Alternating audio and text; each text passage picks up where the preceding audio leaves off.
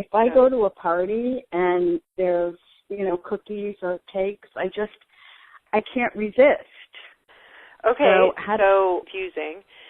But there's actually 2 classes in the first week. One is just regular cravings and one is cravings at parties. Did you do that one? I did that, and I think I mentioned last time when I knew I was going to an event, I listened in the car, and it was great. Oh, right, okay. But if I'm just going somewhere for dinner, I mean, do I have to, like, do this visualization every time I leave my house? Because, you know, it might be a good idea in the beginning to do it a bunch. Okay. What I find sometimes, especially with craving foods and with foods in general, sometimes you have to do it a few times, you know, because it's not super specific. I mean, the problem is super specific, but the foods always change and the people change. So because it's kind of more general tapping, I find that sometimes we have to do it multiple times. So don't think that you're going to have to do it every single time before you leave your house, but I think it might be a good idea if this is the biggest thing for you that you're dealing with, I would just focus on that and just do that every time before you know you're going to be around people with food. I'm still confused when I'm in that situation if that's craving or emotional eating, because it seems the same to me. I mean, can you give me some more details about what happens? So, like, walk me through the last time you went to a party and you overate. Was it a party or was it dinner? Or? It was a networking group Christmas party. Okay. You know, did you know everybody there very well? No.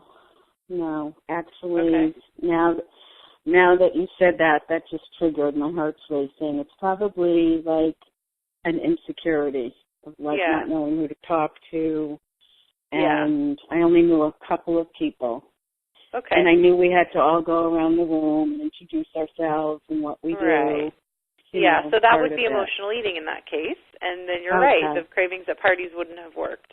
You could even do that before you leave, though, thinking about being in that environment, not knowing many people, going around, saying what you do, all of that.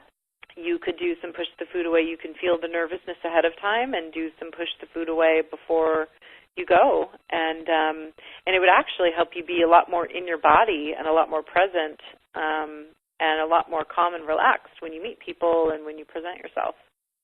I mean, I do sometimes tap in the car, knowing that I have to do my little elevator speech, whatever. But I never connected but I would that. I would do the echo tapping or push the food away, whatever. Okay. If it's push the food away, that means that you're feeling attracted to food. If you just feel nervous and bad, you just follow the nervous bad feeling back in time. You know, start with that. So, I mean, you're a pretty advanced tapper, so I think you can just do that all in your mind. Yeah, I don't even think you need food there.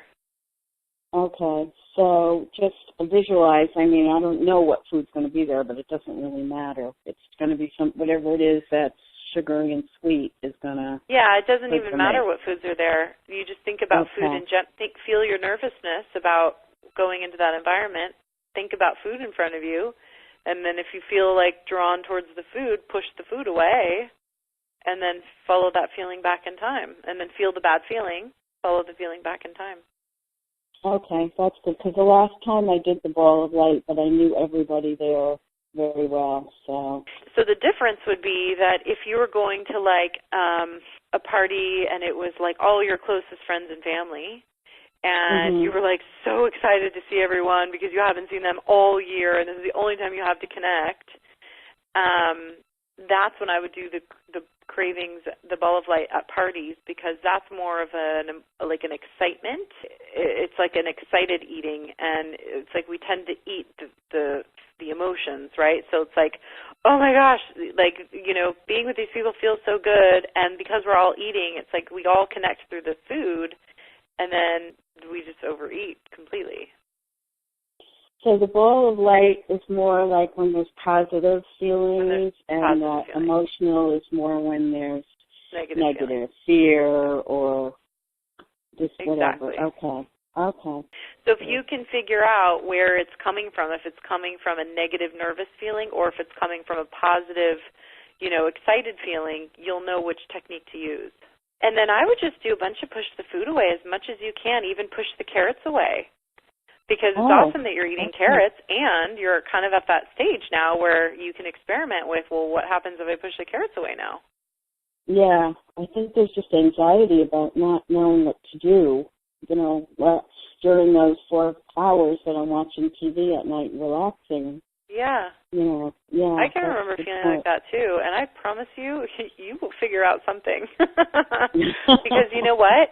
What happens is you heal that nervousness that needs to do something. Mm-hmm. And what if you could just sit there for 4 hours and watch TV, or maybe even read a book, or do something that really fed your soul? Like you wouldn't even remember that food was ever something that was there. It just takes food completely out of the equation. I can totally relate to you, because I so remember going through that and thinking, like, I don't know what I'm going to do with my hands or with myself. And it came down to, like, even, like, my mouth moving. It was like I needed to crunch something.